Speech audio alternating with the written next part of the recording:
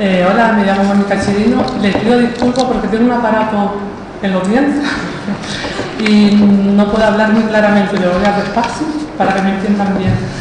El título de mi trabajo, de la tesis doctoral en curso, son los instrumentos de cuerda frotada y de viento en la capilla de música de la Catedral de Canarias durante el antiguo régimen. Por instrumentos de cuerda frotada se entiende que son los violines, los violones y los contrabajos. En los instrumentos de viento, pues los primeros que llegan a la catedral, que son las cornetas, chirimías, bajones, sacabuches, y después más adelante en el siglo XVIII, que es realmente el grueso de nuestro trabajo, se incorporan lo que son los oboes, los clarinetes, las trompas.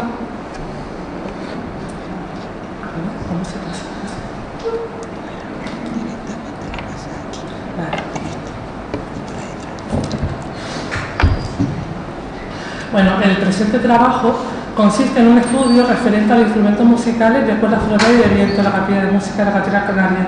El periodo abarcado será desde 1660, con la llegada del maestro de capilla Miguel de Yoldi, hasta el año 1800 más o menos, incluyendo así a 4 maestros de capilla: Miguel de Yoldi, Diego Durón, Joaquín García y Francisco Torres. Bueno, durante los 140 años de historia que hemos cogido, se analizarán las gestiones de cada maestro de capilla para tener una capilla instrumental nutrida. Hablaremos también en el trabajo sobre lo dificultoso que era la compra de los instrumentos musicales, porque siempre estaban pendientes de terceras personas. El Cabildo Catedral tenía representantes en Madrid, en Sevilla, en Cádiz, que bueno, por medio de cartas, pues siempre estaban en comunicación para mandar, aparte de los ornamentos de la catedral, mandar también lo que eran los instrumentos musicales. Siempre dependían de tercera persona, de barco, de piratería, ya que la carga de los instrumentos musicales se hacían en el muelle de Cádiz, pero iban en alta mar, se pegaban 2 o 3 semanas, de aquella manera, se metían en cajas de madera bien atornilladas, pero muchas veces llegaban totalmente descalabrados. Entonces en el trabajo aclararemos, hemos encontrado documentación y aclararemos quiénes arreglaban esos instrumentos, qué materiales utilizaban para arreglar esos instrumentos, además, y aparte también hablaremos del trabajo de la contratación de los maestros de capilla, que también había que gestionarlo en la península. A veces también tardaba años, entonces siempre se solía buscar un perfil lo más adecuado posible, alguien que no le diera miedo el mar, que quisiera venir a Gran Canaria. Sobre todo buscaban un perfil que fuera una persona soltera, para que se casara aquí con una canaria y ya se quedara. El periodo cogido justamente son 140 años, pero hay solo 4 maestros de capilla, o sea que el sistema funciona. También hablaremos de la importancia que tenía la capilla de música de la Catedral de Canarias, ya que, musicalmente hablando, claro, ya que participaba no solo en el culto diario, sino en otros eventos religiosos. Aquí ahora les explico el cuadro, explicaremos cuáles eran esos eventos, dónde, cómo se hacían, previos ensayos, y los instrumentos musicales y músicos que participaban en cada uno de ellos. También hablaremos en la tesis de los salarios de los músicos, y siempre se intentará hacer un comparativo con la península, porque si valía la pena venir aquí a trabajar o valía más la pena quedarse en la península. Pues. Entonces, bueno, en la tesis la hemos estructurado en 6 capítulos.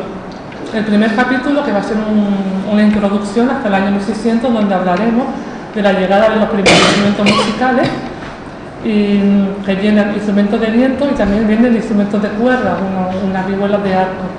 De ahí saltaremos a otro capítulo que hablaremos de los maestros de capilla, pero no nos centraremos en ellos, sino simplemente lo cogeremos como marco histórico para realizar las gestiones de cada maestro, para tener una plantilla instrumental nutrida.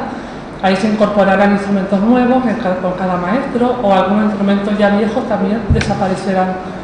También hablaremos, como decíamos antes, dónde se tocaba el instrumento, hablaremos de las procesiones, la fiesta del pino, el viático, Semana Santa, Corpus y Navidad, qué instrumentos participaban en cada evento, quienes lo tocaban.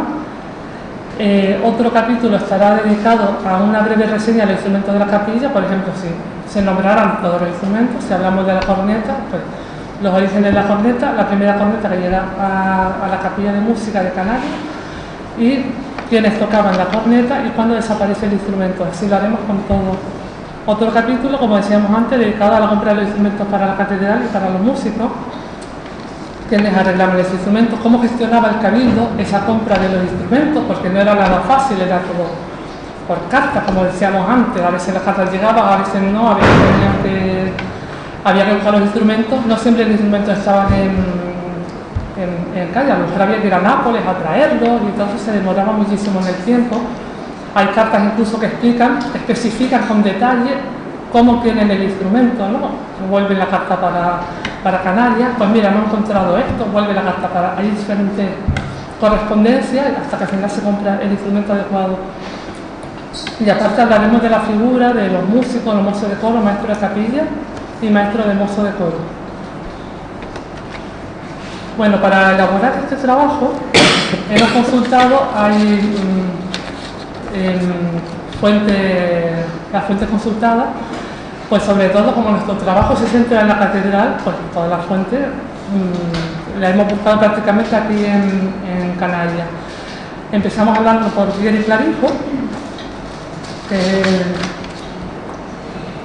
escribe en el siglo XVIII noticias de la historia general de las Islas Canarias, y también lo que hace los extractos de las actas del Cabildo de la Catedral de Canarias, desde 1514 hasta 1791.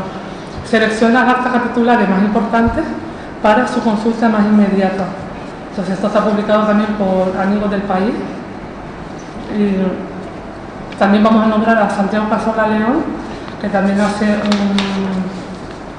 él era el archivero de la catedral, entonces tiene acceso directo a los libros, y la verdad que todos sus libros son muy interesantes, coge la documentación de primera mano. Está el libro de Historia de la Catedral de Canarias, que realizó un estudio sobre los orígenes y dependencias de la antigua Catedral Canaria antes de su reforma en el siglo XIX. Nuestro trabajo, como se trata del siglo XVIII, pues hemos podido hacernos una idea de cómo estaba estructurada la catedral.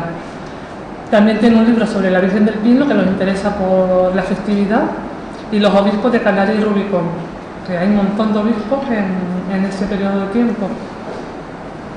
Pedro Quintana Andés también lo queremos nombrar porque escribe un libro de casi 1000 páginas que se llama A Dios rogando y con el mazo dando, fe, poder y jerarquía en la Iglesia Canaria y los estatutos del Cabildo Catedral de Canarias en la Edad Moderna. Escribe 2 libros. El primero es todo un estudio profundo sobre todo el entramado jurídico administrativo del Cabildo Catedral. Y con el segundo, pues recopila todos los estatutos de la Catedral de Canarias y los publica. Bueno, ahí hemos visto que no hay estatutos específicos para los músicos. Tendrá que llegar a Pieri Clavijo, que es cuando ya un poco reorganiza ese aspecto.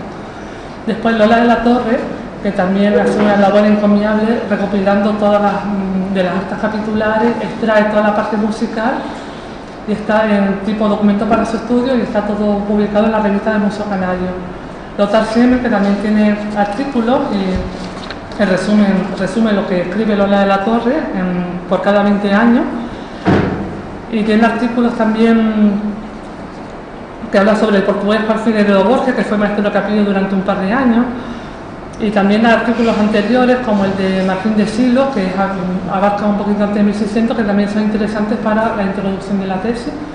Y sin tener relación con nuestro trabajo, pero sí nombrarlo, a Francisco Caballero Mujica, que recopila también los documentos picobalejararios. Nombrar también a Rosario Álvarez, que escribe la historia de los órganos de la Catedral de Las Palmas de Gran Canaria. Y tesis doctorales relacionadas con la catedral tenemos la de José Ignacio Pascual y la de Isabel Saavedra. José Ignacio Pascual, que escribe la tesis sobre el arpa en Canarias, Isabel Saavedra sobre las sociedades e instituciones musicales de las Canarias Orientales, que hay poca relación, pero bueno, sí la hemos mirado por si hay algo que pudiéramos coger. Sobre las revistas, las revistas científicas, la del Museo Canario, que la nombramos antes, Anuario de Estudios Atlánticos, Almogarel, Revista Historia Canaria. También está la revista Musicología, Nazarre, hay muchas que tienen muchos artículos interesantes para nuestro trabajo. De las fuentes peninsulares hay muchos libros escritos sobre capillas de música. Podemos nombrar a López Arévalo, que hace una especie también de trabajo sobre la Catedral de Ávila, que profundiza sobre el tema jurídico del Cabildo Catedral desde el siglo III hasta el siglo XX.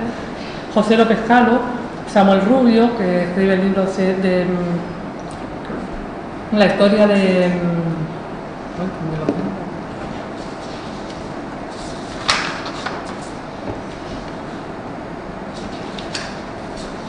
momentito. La historia de la música española. También Javier Pajares, que escribe una tesis sobre la música de la Catedral de Sigüenza, que después publica el libro, y la tesis de Juan Pérez Bernal y Sonsoles Ramos, que también escriben tesis sobre la Catedral de Ávila y sobre la capilla de música de la Catedral de Orihuela. Lo que pasa es que nuestro trabajo tiene un enfoque como muy específico porque está toda parte de los instrumentos musicales. Todos estos trabajos que he nombrado tienen siempre como prioridad montar lo que es la capilla musical en plan general y después hablar sobre un maestro de capilla y después analizar una de sus obras.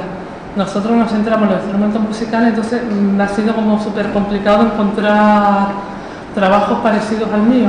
No sé si los habrá o no, pero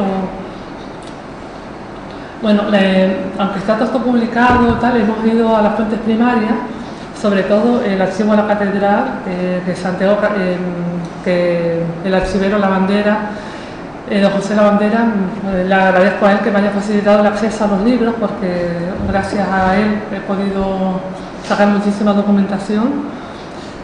Del archivo de la catedral, pues lo que hemos visto para elaborar el trabajo son las actas capitulares, que aunque ya están publicadas por los relatores, esos extractos, yo he hecho el mismo un vaciado sobre los acuerdos que más me interesan para mi trabajo.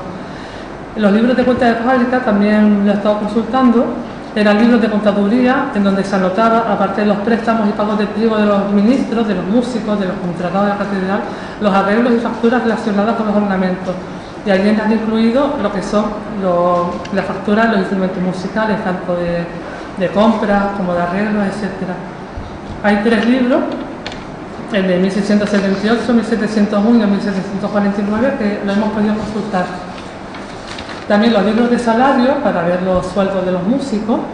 En ese libro se lleva un control sobre los contratos también y los salarios de los empleados, entre ellos los músicos. Hay 4 libros, pero de esos 4 libros solo hemos podido consultar 3, porque el de 1590 está retirado, pero sí aparece referenciado en el libro de la Historia de Canarias de Santiago Cazorla. Después la correspondencia, había libros de cartas cuando el Cabildo Catedral, el secretario, escribió una carta a la península, pues hacían una copia que quedaba registrada en lo que era el archivo de la catedral. Entonces esas cartas son las que hemos podido consultar. Son como hemos podido consultar 7 libros que abarcan más o menos desde 1656 hasta 1800. Y de las partituras también, pues he tenido la suerte de poder ver también las partituras de Figueredo Borges, de Miguel de Llol, de Diego Durón y Joaquín García para ver un poco cómo se componía la catedral para las festividades del Corpus, de las Ascensiones de Navidad. Como conclusión, es una procesión, para que se hagan una idea.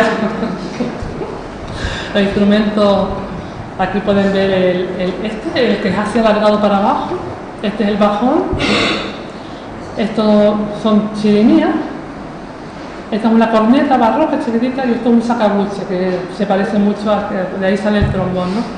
Con lo que se pretende con este trabajo realmente es mostrar, pese a las adversidades de la distancia y utilizando con ingenio los recursos propios, ese sacrificio y empeño del Cabildo Catedralicio por tener y mantener una capilla musical muy nutrida siempre, que no tiene nada que envidiar a otras de la península que no tenían esos inconvenientes. Gracias.